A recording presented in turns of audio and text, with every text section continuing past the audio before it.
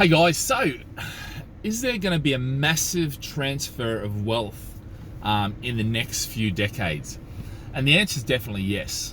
And there's talk of 100 billion of assets to be transferred from effectively baby boomers. If you think about it, World War II had a massive baby boom. Those baby boomers are now retiring and passing away. They're dying. And because of that, they're having to pass on their assets to the younger generation.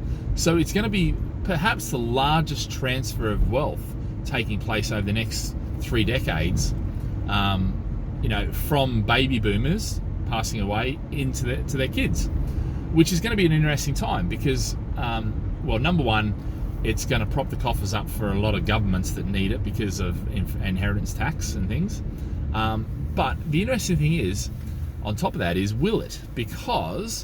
And will it create this massive demand? Because obviously we know about the younger generation, how much they spend and how irresponsible they are and all that sort of rubbish, which, by the way, I don't believe any of that. I think, yes, they are different. They're not frugal. They didn't live through the war. They didn't, we haven't got all those stories about that.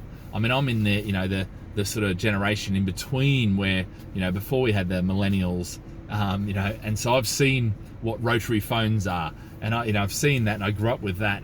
But I also now am able to embrace the technology and the changes and I see the benefits of that. And I see things like social media and the ability, the instant society where, everything is instant. Now, I mean, the precursor to that was we want to spend and receive instantly, but now it's instant communication. It's instant information. It's instant everything, and that's an amazing opportunity, which I fear that a lot of baby boomers aren't really embracing very well. It's interesting over here in Singapore, we've had the lockdown and what that meant was we had traditional hawker stalls which were very much a local business. They were confined to that hawker stall, and effectively what it meant was they didn't really do deliveries, they didn't really do any of this sort of stuff. But all of a sudden their customers couldn't go to them, so they had to adapt very quickly. And what's happened is it's spurred on another of the younger generation who understood all this sort of stuff. And all of a sudden now, we're seeing hawker stalls that aren't just a local business now. They're delivering, island-wide, Singapore-wide, which is a fantastic transition. And rather than happening over a few years, it's been instant almost. So as much as these lockdowns and all this sort of stuff are bad, actually, it's an amazing opportunity for a lot of businesses if you pivot. But anyway, back to the this core transfer. The interesting thing is, so just in the US, they say there's 30 trillion. I think it might be trillion. Anyway, I'll have to check. But look, it's a huge amount of money. But the interesting thing is, only about 9 of that is actually cash and shares and real estate and things like that. The other 21 is in businesses that are owned. Now, there's a couple of things with businesses. The problem with transferring businesses from one generation to the next is it often doesn't work very well. And 2/3 of them are lost, whether they're sold or the transition doesn't take place very well to the next generation. And about 50% of those, of the 1/3 that gets transferred successfully, doesn't survive the next generation. So that generally, I mean, they say first generation makes it, second generation enjoys it, and third generation wastes it. Or finishes it. And that is true of the statistics. But those statistics, they were back in the 50s and 60s, and there's been little research up to date, but it's been an interesting, thing. Will that transfer take place? Will it happen? I mean, in the US, they got 40% inheritance tax for businesses and things like that. Over a certain point, I think it might be 12 million worth, something like that. UK has, so the various countries have that, and certainly how countries are funding all of their shortfalls and deficits is by raising taxes.